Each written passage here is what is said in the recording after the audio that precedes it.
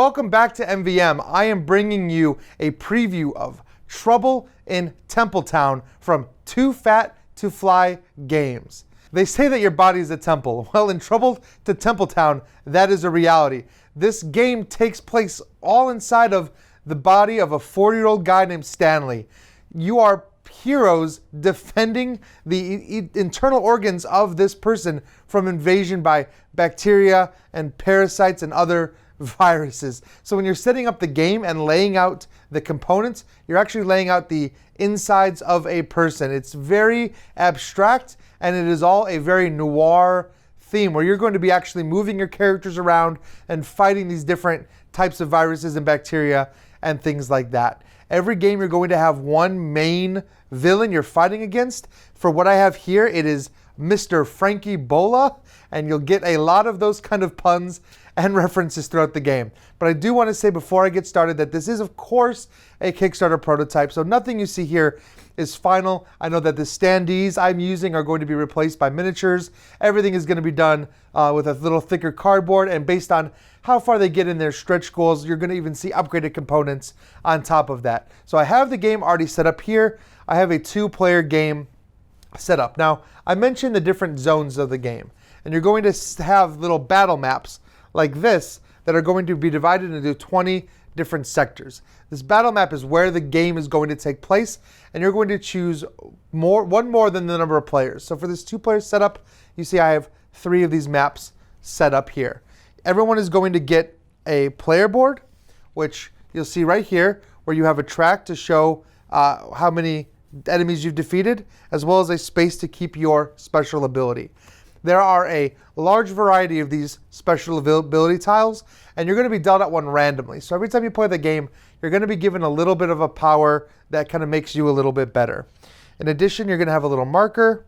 You're going to have your turn order card or your turn tracker card, and you're going to have your Stanley first player marker that's going to go to the first player. In addition, everybody is going to start with 5 action cards, and I'll explain how these action cards work, but these are what actually power the game and drive the action forward. In addition, you're going to seed the board with parasites. And I've already got the board kind of seeded in the middle of play here, but normally you would take this bag, you draw out tokens. Whenever it wants to seed the board, you're going to look at the number you draw, in this case 14, and you're going to place a figure in the 14th area of every one of these districts. Now, that area might be full in certain districts, which means you're going to be moving them around and eventually filling up this board.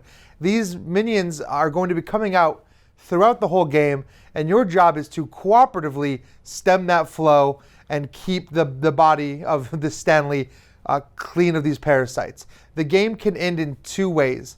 Either defeat the enemies and cleanse the body, or you're going to have too many infected zones and lose the game. To win, you either have to defeat the villain, which in this case is that Frankie Bola, or you have to protect all of the districts of the game. Each of these districts has a little zone that sits on top of it. Your goal throughout the course of the game is to place walls in these little spaces. If you can wall off districts, you win the game. In addition, if you can manage to discover and defeat the villain, you can also win the game that way. You'll lose when these districts become infected. And you'll notice on the villain sheet here, there's a tracker showing how many of those zones are infected currently. And an infected zone looks like this on the board. You'll have this little token here designated that it's infected. During the game, you're going to be moving around this board, taking actions based entirely on these cards. And like I said, you get 5 of these cards dealt to you at the beginning of the game.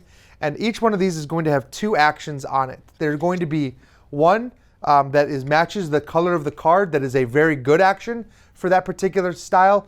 And then you're going to have one that is lesser, but kind of gives you a little flexibility.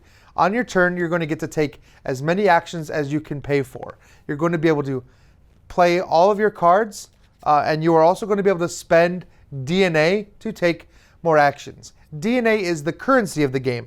You're going to see this pile here divided into different denominations. You're going to collect this DNA for completing different tasks during the game, such as killing monsters and things like that. So you can spend this DNA during your turn to take extra actions, but generally you're going to be taking the actions of these cards. You don't have to use all 5.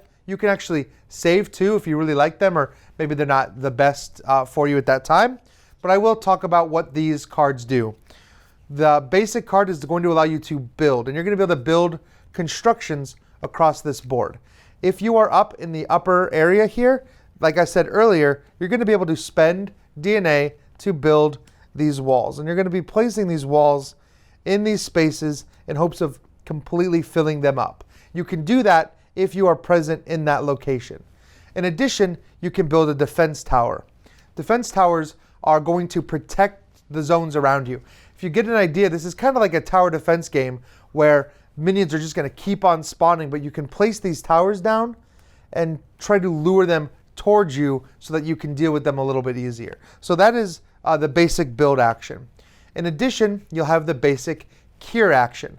When you look at these different minions, now they all have different toughness that you'll need to defeat, but you can spend these cure cards, plus if you need to, DNA to defeat the minions. Anytime you would play a card, if you don't quite have enough value on that card itself, you can always spend DNA to supplement that. So if I'm adjacent to an enemy, for example, I'm here, I could spend a cure card to defeat one of these minions. And that is the key way you're going to be defeating these minions and clearing off this board. Another action you're going to be able to do, another basic action, is to move. If you look at the board here, you're going to see that each line between zones has dots on it. The dots are the number of move points it's going to require to move across those spaces. And again, you can spend DNA to supplement that. But if I played a 3 move card, like you'll see right here, I can move across a 3-way space.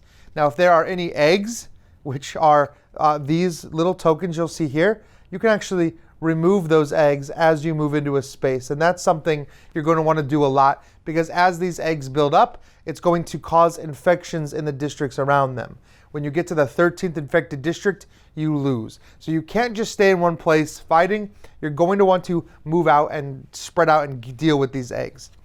In addition, you can spend your DNA to buy items. There are a certain number of items in the game, like special items, that are going to grant you abilities to move from district to district faster and to do other cool things like that. And there's like I said, a wide variety of these items. And there are also weapons that you can see spread out here in front of me.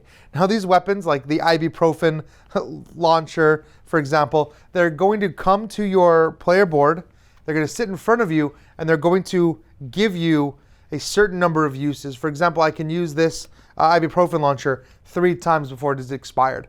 And these are going to let me do a lot of damage to things far away. So I can actually start dealing with some of these minions in different places along the map. As you're moving around the board to try to get into position, you're going to also want to move from district to district. You'll see there are only 2 players and 3 districts. So moving from these districts is very important. And to do so, you're going to need to get to the very entrance to the district and then pay to move to a new one. But you're going to be doing this a lot because you have to mitigate this across the board. Once you're done spending all of your actions, spending your cards, spending your DNA, whatever you do, it's going to pass to the next player, and they're going to do the same. Hopefully, you've done a pretty good job mitigating, because once you're done, that's when the enemies get to move, and this is where things get very bad for the players. These minions are going to start on the game board, and then they're going to spawn every turn, and you're going to spawn them just like I talked about at the beginning, by drawing from this bag and placing these monsters out in the different district areas that you draw from this bag. The parasites are just going to hang out where they are and lay eggs in their zones. So over time, each one of these parasites is going to be placing out eggs in spaces adjacent to them. If you ever have a space like right here that was covered on all sides by eggs, I just placed this one, so this district becomes infected, and you'll take this up once again. Once you get to that 13th district, it's game over. So that is important. You want to deal with them first, but they are going to stay in the same space. So once they've filled up all 3 adjacent to them, they're really not going to hurt you anymore. However, the wandering bacteria still will. These are going to move clockwise around these zones up until till they get to the 20th zone, and they're going to leave eggs every time they do. And once they get to 20, they're going to move to the next district and start doing that again. So when you have a lot of these wandering bacteria out, they're going to be leaving eggs everywhere, and they're going to keep trying to stay one track ahead of you. Now, these defense towers, if a minion or parasite or bacteria was near them, when that parasite goes to place its egg down, instead of placing it on one of those circles, it actually places it on the defense tower itself. So that defense tower is going to soak all of the damage of the people around it. Now, if there ever becomes 5 egg tokens on that, it'll get destroyed. However, you can spend DNA if you are adjacent to it. You can spend 1 DNA per to take off as many of those as you want to kind of repair that defense tower. So those defense towers, like I said earlier, are really powerful in that they can suck those eggs up so you don't get infected districts. In addition, you'll have the boss, Frankie Ebola, that comes out onto the board. Once you reach your 7th infection, he actually starts coming onto the board secretly and is a presence there. He starts wherever the 7th infection triggered, and you just place a little token in that space to show that he is there. You don't know where he's going to be because, again, just like placing the minions, you're going to be drawing from this bag. And what this bag has, in addition to just district numbers, are little dots on the bottom. They're kind of hard to see on the camera, but you're going to see little dots. Like this is 3. So you're going to look and he's going to move 3 spaces away from where he is. This costs 2 and this costs 1. So you'd find some way to move 3 spaces away, and then you'd place another token on that area, wherever that happens to be. Now, your job as the players is to eventually lure him out of hiding and defeat him, which you can do by cornering him in a location. If it comes time for him to draw a location and he cannot move, he's going to pop out into play, and there will be a mini for him that you'll be able to put on the board and show where he is. Once he's out, all you have to do is defeat him to win the game. Now, everything else is still going on. Enemies are still moving and laying eggs, and these zones are still getting infected, but you have to deal damage to him, and he has 3 levels that have to be damaged. So you have to deal damage to him 3 separate times, and you can use weapons you've saved up. You can attack him with cure cards and things like that. But remember, you can't do any damage to him until you've managed to corner him in a location that forces him to come out on the board.